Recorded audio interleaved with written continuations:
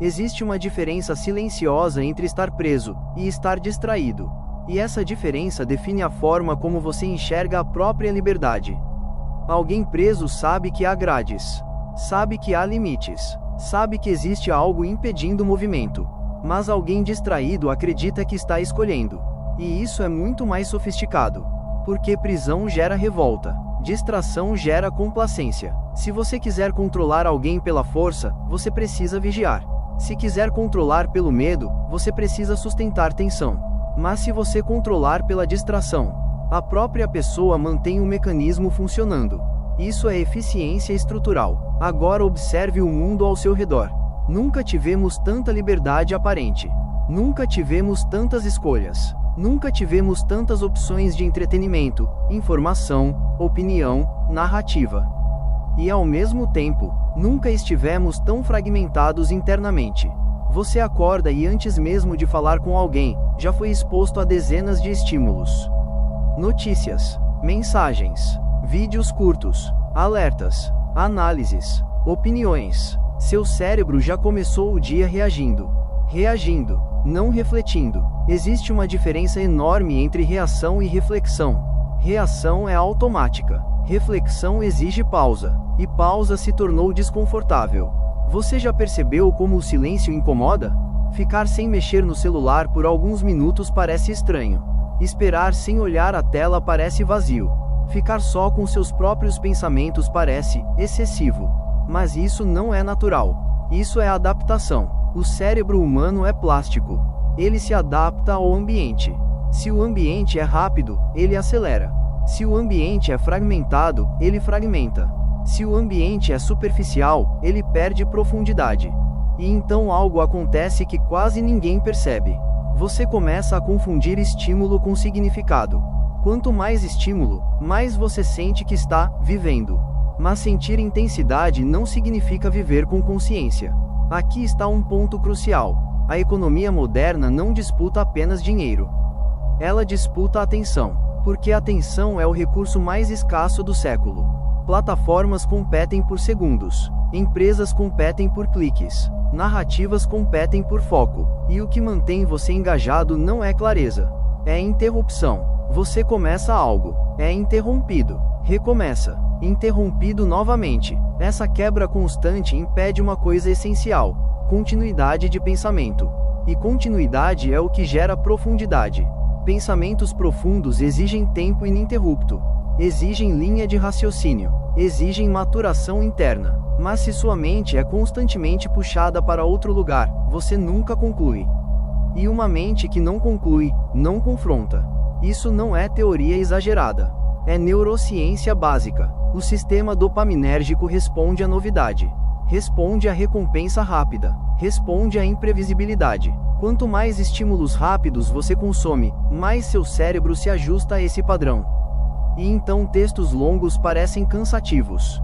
Conversas profundas parecem demoradas. Silêncio parece inútil. Você começa a evitar profundidade porque seu cérebro foi treinado para velocidade. E quando profundidade vira desconforto, reflexão vira exceção. Agora pense nisso em nível social. Se a maioria das pessoas vive em estado constante de estímulo fragmentado, o que acontece com o debate público? Ele se torna emocional, superficial, reativo. Observe os ciclos de indignação. Um tema explode. Todos comentam. Todos compartilham. Todos discutem. Parece intenso. Parece mobilizador. Mas alguns dias depois, desaparece. Outro assunto surge. Outra crise. Outro foco. Quase nunca há resolução. Quase nunca há investigação prolongada. Quase nunca há responsabilidade real. Porque indignação constante esgota. E cansaço gera apatia. E apatia estabiliza estruturas. Esse é o ponto que começa a incomodar. Talvez distração constante não seja apenas entretenimento. Talvez seja um mecanismo eficiente de manutenção social. Não é necessário censurar quem está distraído. Não é necessário silenciar quem está ocupado reagindo. Reação é previsível. Previsibilidade é controlável. Mas consciência é diferente. Consciência é silenciosa. Ela não grita. Ela observa. Ela conecta padrões. Ela enxerga o que está por trás da superfície. E sistemas não temem sua revolta emocional, temem sua clareza persistente. Porque quando alguém desperta verdadeiramente, ela muda sua forma de interagir. E toda a estrutura depende de interação humana. Tempo humano, energia humana, foco humano, participação humana. Se a consciência muda, a participação muda. E quando a participação muda, a estabilidade começa a oscilar. Não por ataque, mas por não adesão. Não por violência, mas por lucidez. Agora vamos aprofundar ainda mais. Existe um conceito psicológico chamado atenção seletiva. Você só percebe aquilo para o qual está atento. Se sua atenção é constantemente redirecionada, sua percepção é moldada externamente. E percepção molda a realidade subjetiva. Você pode viver dentro de um cenário complexo sem nunca enxergar o quadro inteiro. Porque sua mente está sempre ocupada com o próximo estímulo.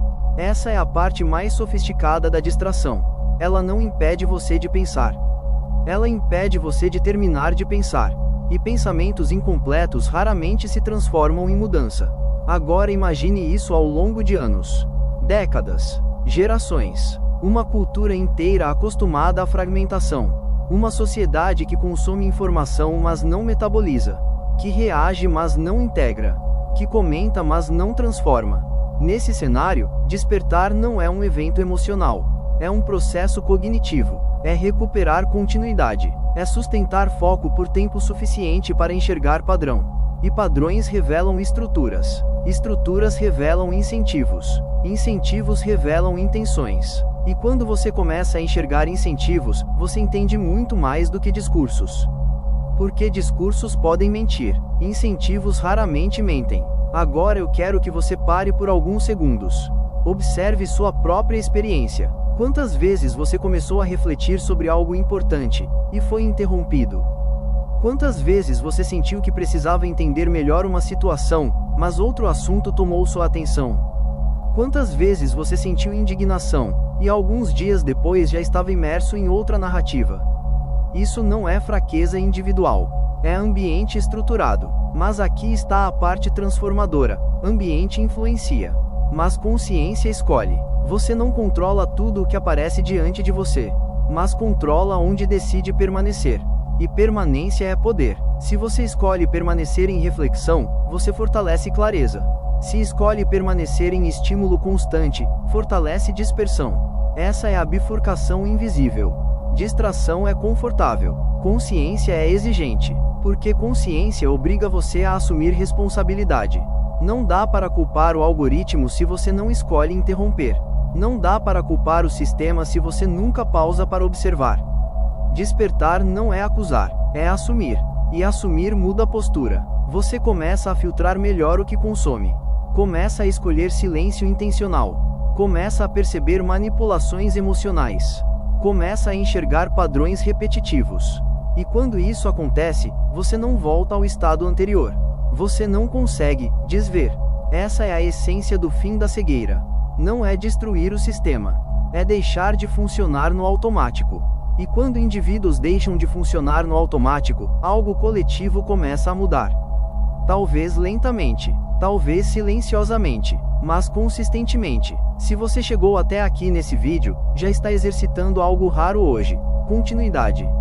E continuidade gera profundidade. Nos próximos episódios, vamos aprofundar ainda mais a relação entre distração, identidade e estrutura social. E se você quer compreender a base completa, organizada e expandida dessas ideias, o livro aprofunda camadas que aqui só podemos introduzir.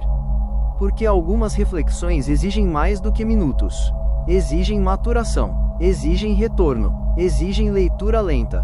Continue na série. Permaneça atento, porque o sistema pode não tremer quando você reage, mas começa a tremer quando você vê com clareza sustentada. E você está começando a ver. E quando a percepção se expande, ela não volta ao ponto inicial. E a transformação está apenas começando.